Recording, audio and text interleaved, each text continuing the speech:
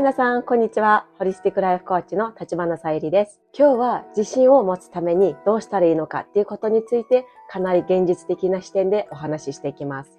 皆さんがおっしゃるのは、自信を持つことが一番難しいことだとよくおっしゃります。ではまず、セオドア・ルーズベルトさんがこう言ってます。自信は他人と比べないことから生まれる。これはもう本当に本当だと思います。このセオドア・ルーズベルトさんっていうのは、元アメリカ大統領です。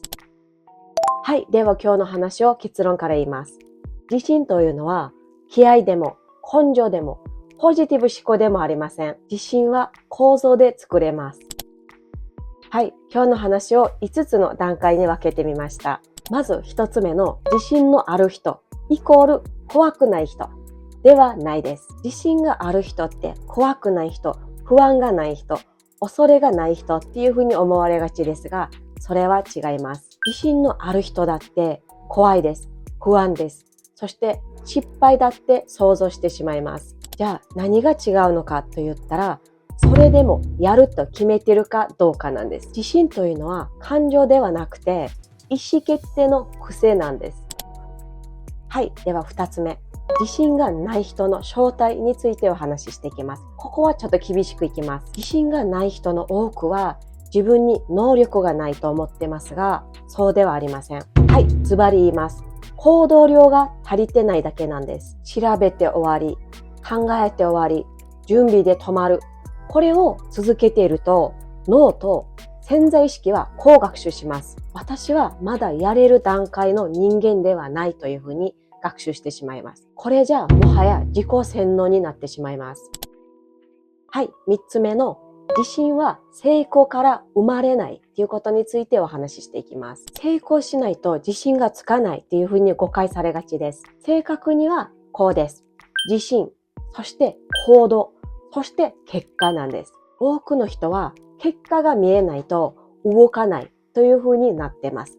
それじゃ一生動けません。自信というのは小さな行動、そして小さな達成、そして小さな約束を守った実績からしか生まれません。こういった小さな積み重ねが自信につながるんです。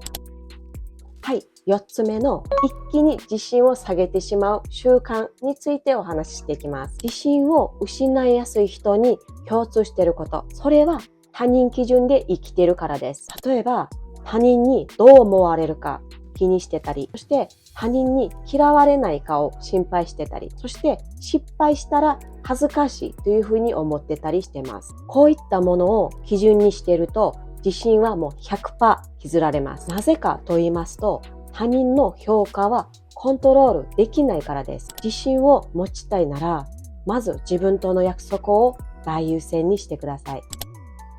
はい、最後の自信のある人はもうこれだけ、たったこれだけをやってるっていうことについてお話していきます。自信のある人っていうのは、できる自分を信じているわけではないんです。何を信じているかと言いますと、失敗しても立て直せる自分を信じているんです。だから動けるんです。正解ではなくてもいいんです。